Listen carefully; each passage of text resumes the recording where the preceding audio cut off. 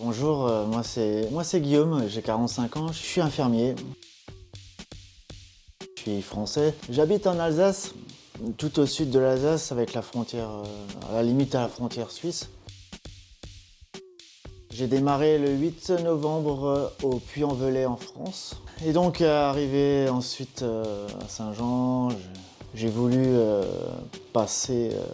J'ai écouté le conseil d'une hospitalière que j'ai rencontrée à Conques, donc sur le chemin du Puy, et qui m'a dit il n'est pas obligatoire de faire tout le chemin à pied.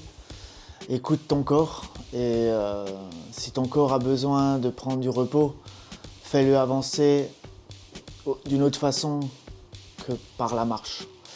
C'est ce que j'ai fait. J'ai pris le train donc jusqu'à Léon et de là j'ai repris la marche pour finir les 300 km qui restaient jusqu'à Santiago, où maintenant il me reste 3 jours et donc 70 km environ, quoi.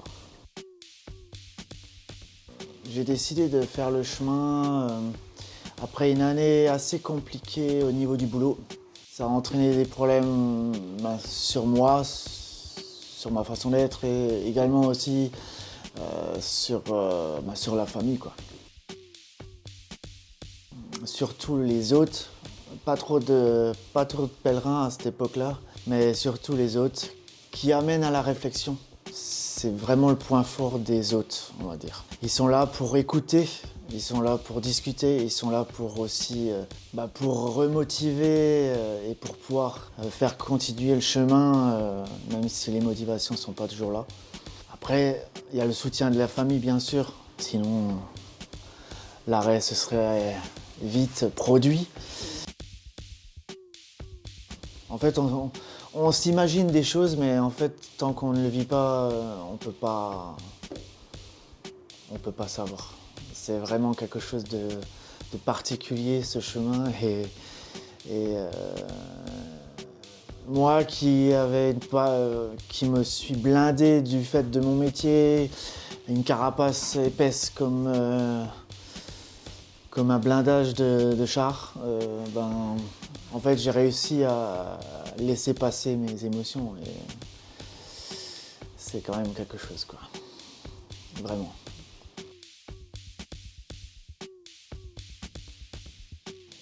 Bonjour à toutes et à tous, donc moi c'est Thomas, 24 ans, je viens de Paris, je suis étudiant.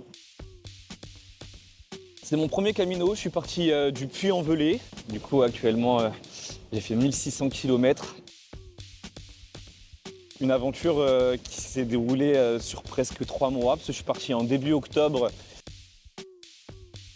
Moi, c'est vrai qu'à la base, j'aime bien partir un peu en freestyle, être un peu en mode vagabondage, aller à droite à gauche, faire du stop par-ci, dormir chez des gens par-là. Mais je voulais aller en Espagne et que c'est vrai que l'Espagne, avec le Camino, il y a ce côté un peu sécurité où il y a les auberges qui sont disponibles, où c'est pas trop cher, où donc je peux dormir, donc plutôt chouette.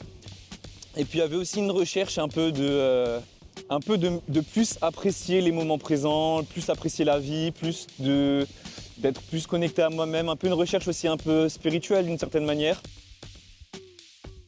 Sur ces 2-3 mois de marche, je remarque que petit à petit, ouais, il y a du changement, il y a plus de présence, on va dire, et donc c'est chouette. En plus, j'apprécie de plus en plus marcher, c'est vraiment très agréable. T'apprécies en fait les petites belles choses comme ça sur le trajet, tu t'apprécies la lumière du matin, le soleil qui se couche, la vue des montagnes, petites fleurs que tu croises sur le chemin.